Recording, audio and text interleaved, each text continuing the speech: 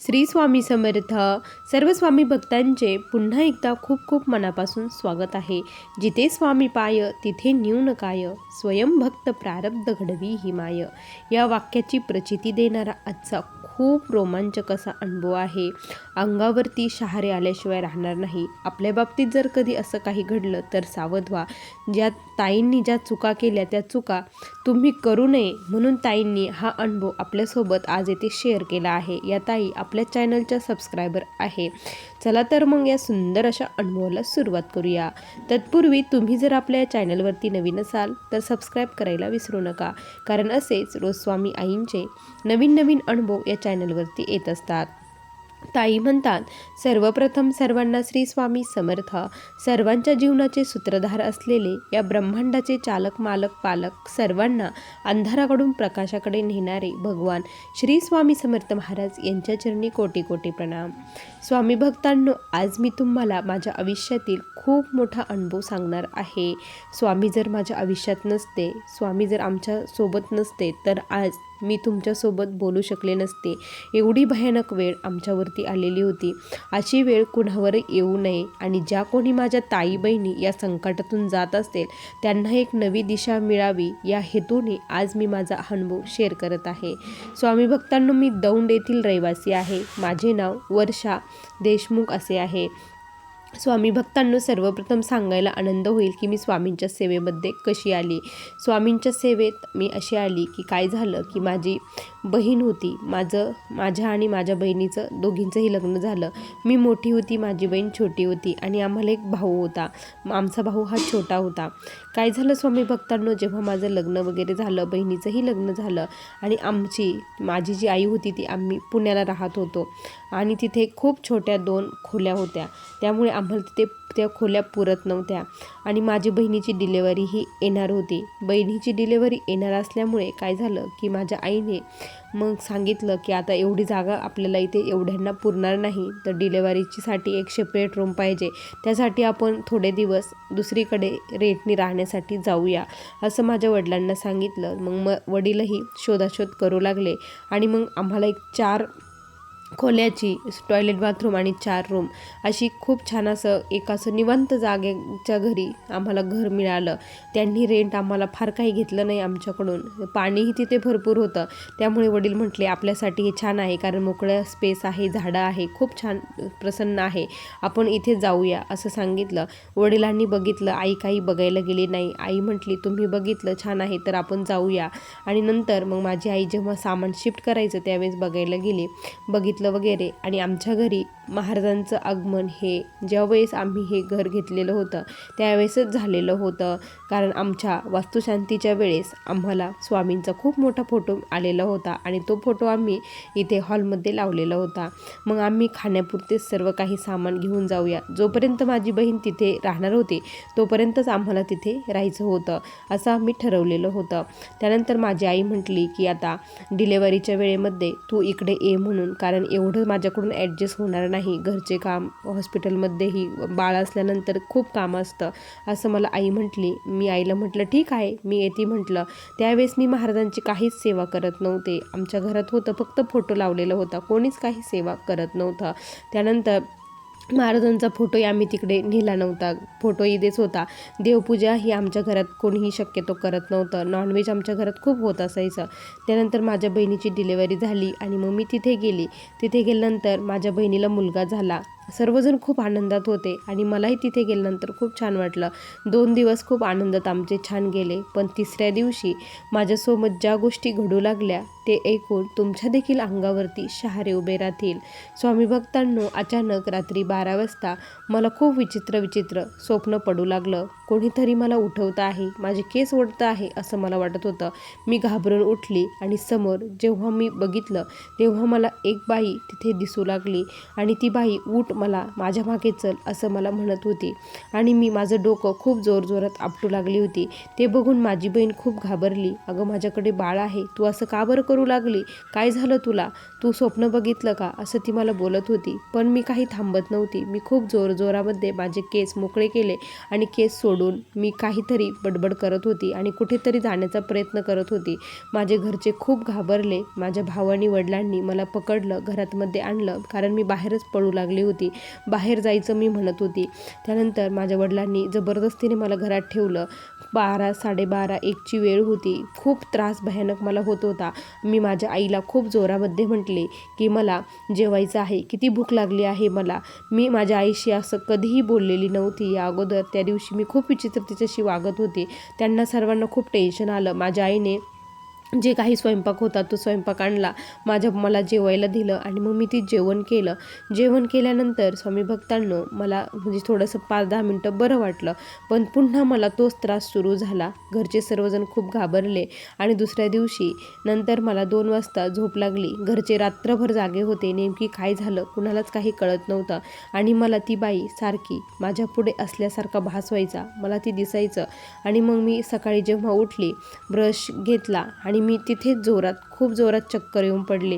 मी शुद्धीवर येत नव्हती आणि मग मला काय केलं की हॉस्पिटलमध्ये घेऊन जाण्यात आलं. हॉस्पिटलमध्ये नेलं आणि तिथे महाराजांचा खूप मोठा फोटो होता. त्यामुळे तिथे मला जेव्हा मी हॉस्पिटलच्या बेडवरती होते, माझ्यासमोरच महाराजांचा फोटो होता. त्याच्याकडे बघून मला खूप बरं वाटत होतं. मी श्री स्वामी समर्थ माझ्या मुखातून आपोआप निघू लागलं. श्री स्वामी समर्थ मी म्हणू लागले आणि ती जी शक्ती होती, जे काही ती बाई होती, ती मला तिथे दिसत नव्हती. पण माझं डोकं प्रचंड दुखत होतं. असं वाटायचं ही डोकं खूप मला मारावं. मला सलाईन वगैरे घेण्यात आले आणि ती बाई माझ्या त्या दिवशी रात्री स्वप्नामध्ये आली आणि मला म्हणू लागली, तू इथे थांबू नको, तू लगेच घरी ये. मला तिथे चाल करता येत नाही आहे. तिथे दत्तात्रय बसलेले आहे. असं ती तिथे माझ्या स्वप्नामध्ये येऊन मला म्हणत होती. आणि मग माझी स्वप्न हे जे काही होतं ते माझ्या आईला सांगितलं की मला असं असं होत आहे, एक बाई दिसत आहे आणि ती माझ्याशी बोलत आहे, ती मला असं म्हणत आहे. त्यावेळेस मग आमच्या घरच्यांनाही सर्व काही प्रकार कळाला की नाही, हिला बाहेरचंच काहीतरी झालेलं आहे, हॉस्पिटलमध्ये ठेवून काहीच उपयोग नाही असं म्हटले. आणि त्यावेळेस मला महाराजांची खूप असं वाटलं की यांच्यामुळे मी आज इथे बचावली असं मला वाटलं. मग मी श्री स्वामी समर्थ या मंत्राचा जप करत आली. आईला म्हटलं, तू फोटो का बरं इकडे आणला नाही, महाराजांचा फोटो तू आणायला पाहिजे होता, त्यांच्यामुळे आज मी हॉस्पिटलमध्ये वाचली असं मी म्हटले. मग आम्ही काय केलं का आता काहीतरी याच्यावरती उपाय पाहिजेच आहे असं वाटलं. आणि मग मी काय केलं की जेव्हा आम्ही घरी आलो, मला घरी घेऊन आल्यात, त्यावेळेस ती खूप पुन्हा खुश झाली. मला ती पुन्हा रात्री दिसू लागली. ज्यावेळेस ती रात्री दिसू लागली मला खूप भीती वाटू लागली. मग मी श्री स्वामी समर्थ म्हणू लागले. त्यावेळेस ती मला म्हणायची की हे म्हणू नको, बोलू नको, शांत बस, अशी मला ती खूप हे करायची, मला त्रास देऊ लागली. मला काय होत होतं ते मला कळत नव्हतं. मग माझ्या वडिलांनी काय केलं की जे काही आम्ही बाहेरचं बघतो, जे लोक बघतात बाहेरचं काही आहे का, त्यांच्याकडे माझ्या वडिलांनी चौकशी केली, बघितलं. खूपच म्हणजे आम्हाला अगोदर तर त्यांचं काही पत्ता वगैरे काहीच मिळत नव्हतं, कुठेच कॉन्टॅक्ट मिळत नव्हता. खूप चौकशी करून सर्वांना विचारून माझ्या वडिलांनी हे केलं, प्रयत्न केले. मग त्यांनी खूप सारे उपाय आम्हाला सांगितले. माझ्यावरती खूप साऱ्या गोष्टी उतरून टाकायला त्यांनी सांगितल्या आणि त्यानंतर माझ्यावरती माझ्या वडिलांनी ते बावले वगैरे सर्व काही उतरून माझ्यावरती टाकून दिलं. माझी आई म्हटली, तू आता इथे थांबू नको, तू तुझ्या घरी जा, आता तू इथे थांबू नको, तुला खूप त्रास होतो असं माझी आई म्हटली. आणि मीही खूप घाबरलेली होती, मलाही खूप भीती वाटत होती. मग मी तिथे थांबली नाही, मी माझ्या घरी आले. माझ्या घरी आल्यानंतर देखील मला तो त्रास होतच होता. मला खूप असं स्वप्नामध्ये विचित्र दिसायचं. मी खूप जोरात किंकाळून उठून बसायची आणि दुपारच्या वेळेत देखील घरी कोणी राहत नव्हतं, त्यावेळेसही खूप भीती वाटायची. त्यावेळेस मला दवाखान्यातील प्रसंग आठवला, महाराजांचा तो फोटो आठवला आणि मग मी ठरवलं की स्वामींना आता घरी घेऊन यायचं आणि स्वामींची सेवा सुरू करायची असं मी ठरवलं. आणि मग मी त्याच दिवशी दुकानात गेली. महाराजांचा तसाच फोटो, जसा हॉस्पिटलमध्ये होता तसाच फोटो मी माझ्या घरी घेऊन आली. स्वामींच्या घरामध्ये आगमन झाले आणि स्वामींची घरामध्ये सेवा सुरू झाली.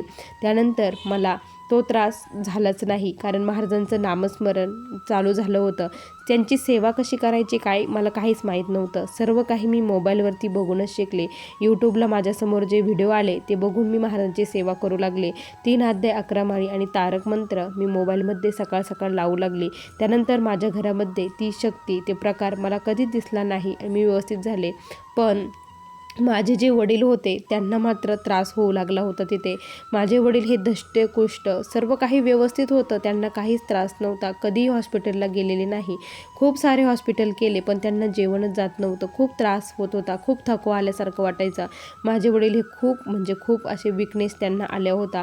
हे कशामुळे होत होतं काहीच कळत नव्हतं. आणि मग पुन्हा एकदा माझी जी आई आहे ती त्या बाबांकडे गेली. त्या बाबांनी सांगितलं, जोपर्यंत तुम्ही ते घर सोडत नाही तोपर्यंत तुम्हाला सुख पडणार नाही, तुम्ही ताबडतोब ते घर सोडा. आणि मग माझ्या बहिणीलाही 1.25 महिना, यामध्ये 1.25 महिन्याचा काळ पलटून गेला. बहिणीला 1.25 महिना झाला, तिला 3 महिने आमच्याकडे ठेवायची होती, पण या प्रकारामुळे 1.25 महिन्यातच आम्ही तिला तिच्या सासरी पोच केलं.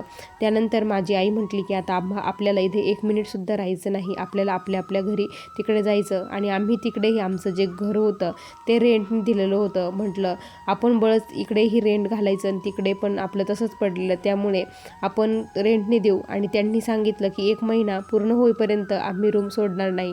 पुन्हा खूप टेन्शन आलं की तोपर्यंत तर आपल्याला इथेच राहावं लागेल, कारण दुसरीकडे जाणार कुठे. आई वडिलांना तिथे खूप भीती वाटायची, भावालाही खूप भीती वाटायची, कारण असा प्रकार आमच्यासोबत सर्वप्रथम घडलेला होता. मी महाराजांना खूप विनंती करायची की तुम्हीच त्यांचं आता रक्षण करा. आईला सांगितलं, तू आपल्या घरी जो महाराजांचा फोटो आहे जुन्या घरी, तो फोटो तिथे घेऊन ये, काहीच एक होणार नाही, तू महाराजांची सेवा सुरू कर, जोपर्यंत तिथे आहे तोपर्यंत तिथे स्वामींची सेवा ही झालीच पाहिजे.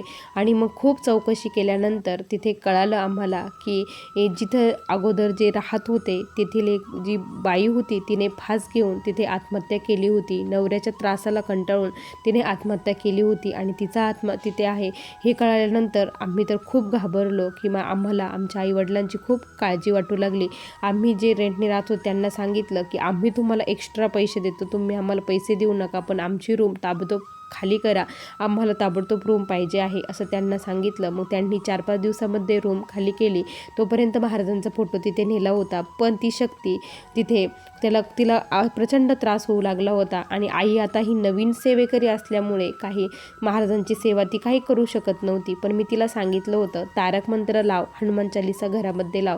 ती ते लावत होती आणि ती शक्तीला प्रचंड त्रास व्हायचा. ते बंद झालं की माझ्या आईला ती खूप त्रास देऊ लागलेली होती. मग 2-3 दिवसामध्येच आम्ही सर्व काही सामान आमच्या घरचं इकडे शिफ्ट केलं आणि आम्ही तिथून निघून आलो. आणि जे बाबांनी आम्हाला सांगितलं होतं ते म्हटले, बरं झालं तुम्ही तिथून आला, कारण तिने एकाला तरी तिथून, तुमच्या घरातील एकाला तरी तुमचं नेलंच असतं, तुमचा बळी घेतलाच असता, कारण ती आत्मा ही तृप्त झालेली नाही आहे असं त्यांनी सांगितलं. आणि महाराजांनी एवढ्या मोठ्या संकटातून अलगद बाहेर काढले. इकडं आल्यानंतर मग माझ्या आईची स्वामींची सेवा ही सुरू झाली आणि वडिलांनाही थोडंसं बरं वाटू लागलं. हळूहळू त्यांच्या तब्येतीत फरक झाला. त्या बाबांनी त्यांनाही काही उतारे दिले आणि ते उतारे आम्ही सर्व काही केले, मीही केले आणि माझ्या वडिलांवरूनही करून टाकले. आणि त्यानंतर तो त्रास पूर्णपणे बरा झाला आणि आम्ही स्वामींच्या सेवेत आलो, स्वामींची सेवा करू लागलो. हळूहळू एक प्रश्न मार्गी लागू लागला. आमच्या घरामध्येही खूप आर्थिक अडचण होती, पैसेही टिकत नव्हते, खूप सारा त्रास होता. मग मी काय केलं की असंच मोबाईलवरती बघून प्रदीपदादांच्या मठामध्ये मी एक दिवस गेले. तिथे गेल्यानंतर प्रचंड गर्दी होती आणि मग मी प्रश्न उत्तर केले, सर्व काही केलं. त्यांनी आम्हाला लक्ष्मीप्राप्तीच्या खूप साऱ्या सेवा वगैरे दिल्या आणि मग त्या सेवा सुरू झाल्या. महाराजांशी मी कधी एवढे एकरूप झाले मलाही कळत नव्हतं. मी महाराजांचं कंटिन्यू नामस्मरण करू लागली होती. मला नामस्मरण करायला फार आवडायचं. श्री स्वामी समर्थ या मंत्राचा कंटिन्यू जप करायची. मी एकदा जर जपाला बसली तर 20, 21, 11, 51 अशाच माळी करायची. आणि जी काही बाकीची सेवा होती, स्वामीचरित्र वगैरे वाचणे, त्या सेवा फार कमी असायच्या. या सेवेने स्वामींनी मला जवळपास 2 वर्षामध्ये जे माझ्या जीवनामध्ये अशक्य गोष्टी होत्या त्या सर्व काही शक्य करून दाखवल्या. माझ्या मुलाचा नंबर हा गव्हर्मेंट कॉलेजला स्वामींच्या कृपेनेच लागला. त्यानंतर माझ्या जी मुलगी आहे ती देखील खूप छान मार्काने पास झाली महाराजांच्या कृपेने. त्यानंतर माझे जे मिस्टर होते त्यांच्याही पेमेंटमध्ये ही वाढ झाली, त्यांनाही प्रमोशन मिळालं, त्यामुळे सर्व काही घरामध्ये आनंदी होतं.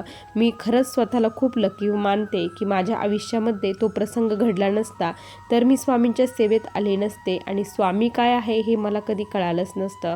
पण तो प्रसंग ज्यावेळेस दुःख येतं त्यावेळेसच आपण महाराजांच्या सेवेमध्ये जात असतो. दुःखामध्ये जेव्हा स्वामी त्या दुःखातून आपल्याला बाहेर काढतात तेव्हा महाराजांची महती लीला आपल्याला कळत असते. स्वामी भक्तांनो, तुमच्यासोबत असंच काही घडत असेल ना तर तुम्ही देखील महाराजांची सेवा ही घरामध्ये चालू ठेवा. सेवा बंद करू नका. सेवा जोपर्यंत आपण करतो तोपर्यंत आपल्याला कुठलाही त्रास, केसाला देखील धक्का महाराज आपल्या लागू देत नाही. कारण जी शक्ती माझ्या मागे लागलेली होती ती शक्ती खूप प्रचंड होती. कारण तिचा आत्मा हा तृप्त झालेला नव्हता आणि आज मी जी काही बचवली आहे, जे काही तुमच्यासमोर आहे ती फक्त स्वामींच्या कृपेमुळे आहे. असाच एक छोटासा अनुभव तुम्हाला आणखी एक सांगते की माझे मिस्टर असेच एक दिवस काय झालं की आमच्या दोघांचे थोडेसे भांडणं झाले. आता नवरा बायको संसार म्हटल्यानंतर घरामध्ये थोडेसे वादविवाद हे चालूच असतात. असेच आमचे वादविवाद झाले आणि माझे मिस्टर घराबाहेर पडले. घराबाहेर गेले आणि त्यानंतर ते संध्याकाळ झाली तरी घरी येत नव्हते. मला खूप टेन्शन आलं की नेमकी काय झालं. मी फोन करत होते, फोनही स्विच ऑफ येत होता, फोनही लागत नव्हता. आता भांडणं झाल्याबरोबर लगेच सकाळी आपण लगेच फोन करत नाही, पण संध्याकाळी येत नव्हते घरी म्हणून खूप काळजी वाटू लागली. म्हणून मी फोन करू लागली तर फोन बंद येत होता. आता काय करायचं, खूप टेन्शन मला आले होतं. महाराज एवढा उशीर ते कधीच करत नाही, आज एवढा उशीर लेट त्यांना होत आहे. नेमकी काय झालं आहे, काही व्यवस्थित आहे ना सर्व? मला माफ करा, मी त्यांच्याशी भांडले. मी यानंतर कधीच भांडणार नाही, पण त्यांना सुखरूप घरी घेऊन या असं मी स्वामींशी बोलले. आणि स्वामींना म्हटलं जोपर्यंत मिस्टर घरी येत नाही तोपर्यंत मी तुमच्यासमोरून उठणार नाही. मी कंटिन्यू तुमचं नामस्मरण करीत राहणार आहे असं मी स्वामींना विनवणी केली आणि मी नामजप सुरू केला. माझ्या जवळपास 51 माळी ह्या झाल्या. 1 तास 1-1.25 तास झाला आणि माझी बेल वाजली. मला वाटलं की माझे मिस्टर आले आणि मग मी दरवाजा उघडला तर माझे मिस्टर समोर होते. त्यांना बघून मला काहीतरी विचित्रच वाटलं की हे एवढे, म्हणजे त्यांचा शर्ट पूर्ण खराब झालेला होता, पॅन्ट खराब झालेली होती आणि त्यांची अवस्था ही खूप बिकट झालेली होती. मला काहीच कळेना की नेमकी काय झालं यांच्यासोबत. मी मग त्यांना बसवलं, पाणी वगैरे दिलं आणि त्यांना म्हटलं सॉरी असं त्यांच्याशी बोलण्याचा प्रयत्न करू लागले. तर ते म्हटले की आज मी खूप मोठ्या संकटातून मी वाचलो आहे म्हणे, नाहीतर मी आज इथे आलो नसतो, तुझ्यासमोर मी बसलोही नसतो. मला काहीच कळेना. म्हटलं नेमकी काय झालं होतं. म्हणे 4-5 जण माझ्या पाठलाग करत होते आणि त्यांनी माझी गाडी घाटामध्ये अडवली म्हणे आणि त्यांनी मला खूप मारहाण केली असं ते म्हटले. मी म्हटलं की तुम्ही सर्व पैसे वगैरे त्यांना देऊन टाकायचे. ते म्हटले मी पैसे वगैरे सर्व त्यांना देऊन टाकले तरी ते मला खूप मारत होते. त्याच वेळेस पाठीमागून एक गाडी आली, त्या गाडीच्या लाईटने आणि ते सर्व याच्यामुळे ते पळाले म्हणे, तिकडे लांब पळाले आणि त्या गाडीच्या पाठीमागे महाराजांचा फोटो होता आणि भिवू नकोस, मी तुझ्या पाठीशी आहे असं वाक्य मी बघितलं. त्यानंतर मी आता इथे घरी आलो आहे म्हणे. असं म्हटल्यानंतर मला कळालं की महाराजांनीच त्यांना वाचवलं, महाराजांनीच त्यांना घरी घेऊन आले. कारण ते लोक खूप गुंड होते, डेंजर होते, माझ्या मिस्टरांना मारून देखील टाकू शकत होते, पण स्वामींनी त्यांचं रक्षण केलं. इकडे मी नामजपाला बसले आणि महाराज त्यांच्या मदतीला धावून गेले. खरंच महाराजांच्या नामामध्ये प्रचंड ताकद आहे. आज आम्ही जे काही आहोत ते फक्त स्वामींच्या कृपेमुळे आहोत. खूप भाग्यवान आहोत की स्वामींच्या सेवेमध्ये आहोत. छोट्या छोट्या संकटामध्ये महाराज मदतीला कुणाच्या ना कुणाच्या रूपामध्ये धावून येतात, मदत करतात आणि प्रत्येक क्षणोक्षणी संकटातून अलगदपणे बाहेर काढतात. स्वामी भक्तांनो, असा माझ्या आयुष्यातील हे छोटे मोठे स्वामींचे अनुभव होते. श्री स्वामी समर्थ. बघा स्वामी भक्तांनो, किती सुंदर अनुभव आहे या ताईंचे. तुम्हाला हे अनुभव कसे वाटले नक्की कमेंटमध्ये कळवा. पुन्हा भेटूया अशा सुंदर अनुभवासोबत. तोपर्यंत सर्वांना श्री स्वामी समर्थ. जय जय स्वामी समर्थ. श्री गुरुदेव दत्त.